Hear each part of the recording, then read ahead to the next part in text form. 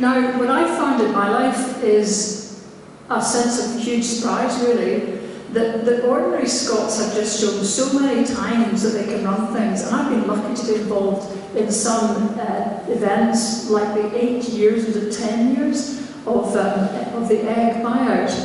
These were not superhuman people by any manner of means, but they were people who, when put in a very, very dark place, found they had the capacity to trust one another and to do some quite extraordinary things. That's normal.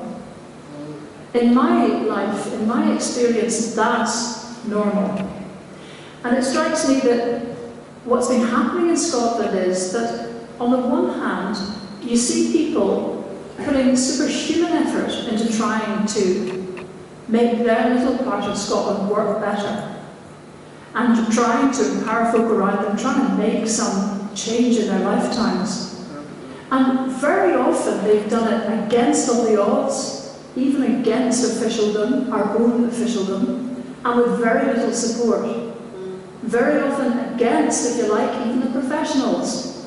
So my worry about Scotland is that we have drunk some sort of Kool-Aid that tells us professionals know best, distant authority works, and all we're liable to do if we continue thinking like that is to put a wee tartan ribbon on an English system of government should there be change.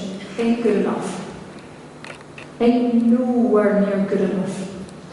I mean, you know, and I don't need to tell you, this country has an embarrassing array of riches, and we should be able to do better than we are. Let me take you through some of that. But there's a riposte, if you like, to this phrase here. This is some of the different causes, if you like, that I've been aware of. This, to me, is the $64,000 question. I've been set up a group called Nordic Horizons, and it's looking at different examples from Nordic countries. Now, I know some of you, if I could actually see anybody out there, and I'm still presuming you're there and awake, I think people are fascinated by the Nordic countries, but they kind of cherry-pick the things they're interested in. The fundamental difference with the Nordic countries is that human capacity is the #1 cause and form of investment. What we're doing here, I think, a lot of the time, is failing to really trust ourselves and let, if you like, the money, the power, the control go where, if you like, where our mouths are. We talk a good game about community empowerment. Look at where all the power is. It's kept centrally. It's kept professionally.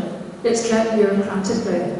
And you cannot grow as a set of people when there's a bunch of prefects, basically, doing all the running.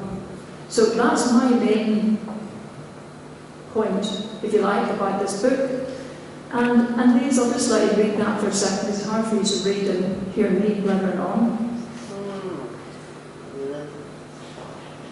But I think the problems that we have got break down into some of these different categories. I'm just going to talk a little bit about them.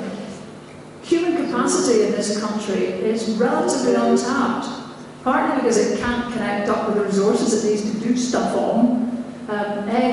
Many people, I know, many MPs told me that egg was a basket case. The very same people, once they were able to be connected with land, make decisions themselves, have more than a few bobbing accounts, think creatively, decide for themselves how they wanted to run the place, are very far from a basket case now. They're the same people. They haven't changed. And as you go through the examples, you find that the capacity there is in people has not been realised. And I think this is a difficulty for us, whatever else we do. The sick folk of Europe, you know much of that. Inequality has become a norm.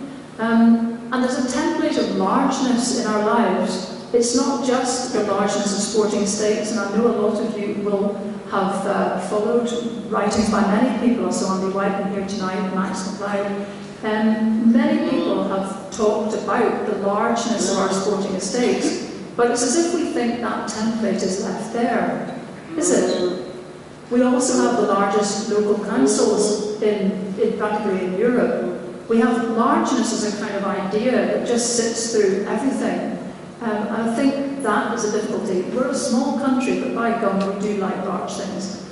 I remember when I was in Glasgow, when the new Sheriff Court building was opened there, Glasgow, of course, having this need to declare itself as miles better at that point, put up a sign outside it saying the largest Sheriff Court in Europe.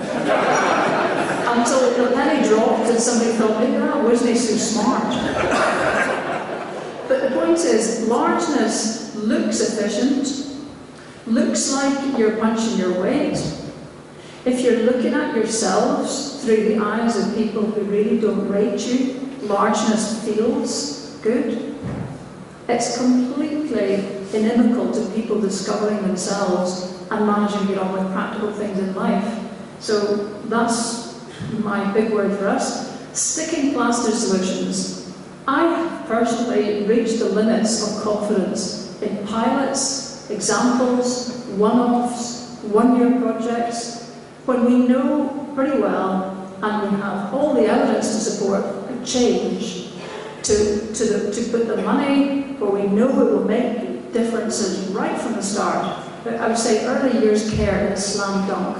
Why on earth are we not shifting heaven and earth to give our children the best start right from the age of 1?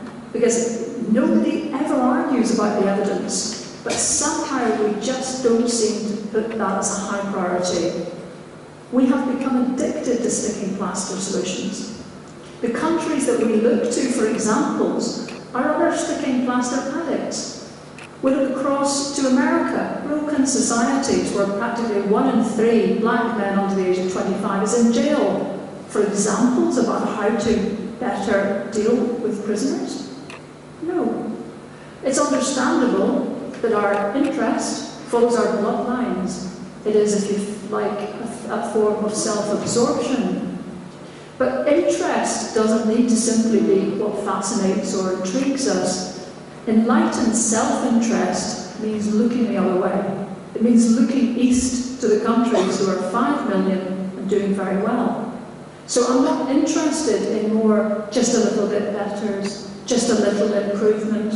We are fiddling while this country burns, and we're wasting our resources doing that.